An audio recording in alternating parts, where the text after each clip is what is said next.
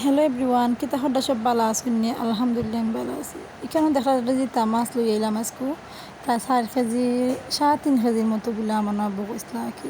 তো অনেক বড় মাছটা আর খুব তেল তেলা মাছটা আর কি। আর আমি বেশি বড় মাছ আমার ভালো লাগে না, জানো না। আমার আব্বু যেমন জানি কেন জানেন যে আমি বড় মাছ না হইলে খাইতে বালা পাই আর কি। তো আমার আব্বা আজ মাছ আমি তরকারি রাঁধি লেছি, তাই মাছ সন্ধ্যার পরে কিনছুন দিকে আর কি। আমি হাজমা 6 পিস মাছ রানলে ভালো লাগবো, তো মাছের মাথা সহ 1 পিস মাছ রাখলাম রান্দার লাগে আর কি। তারপরে কেন পেঁয়াজ কাঁচামরিচ বেশি দিলেছি একে দিয়ে আমি বাগার বয়ে দিলাম। বাগারের মাঝে হলুদ মরিচ বাগরগুলো পরিমাণ মতো লবণ দিলাম আর কি। তো এতটুকু দেওয়ার পরে আর কি এটার মশলাটার ভালো করে মজানি মাঝে দেওয়ার মাঝে আমার ফোয়া এমনি খান্দা পারে আমি যাইতে মুড়ো ধরে দিয়েছে।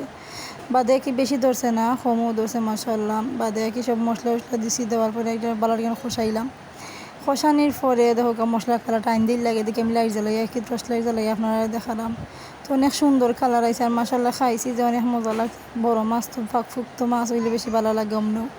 মশলাটা খসানি বলি না, মাছের মাথা মাছ 1 পিস দেওয়ার পরে কত সময় জাল দিলাম, কত লম্বা একটা লম্বা জাল দেওয়ার পরে আমি কেন বাখর পাতা দিলাম আর কি। আজকে বাখর পাতা মনে আব্বু আনছেন বাজার থেকে। কত সময় মশলার মাঝে আর মাছটা বাখর পাতা দেওয়ার পরে দেখবা কত সুন্দর কালার আয়। আর বাখর পাতা দিয়ে মাছ খাইতে মনে ভালো লাগে আর খুব মজা হয়েছে আর কি। সবাই মাশাআল্লাহ হইবা দেখিয়া।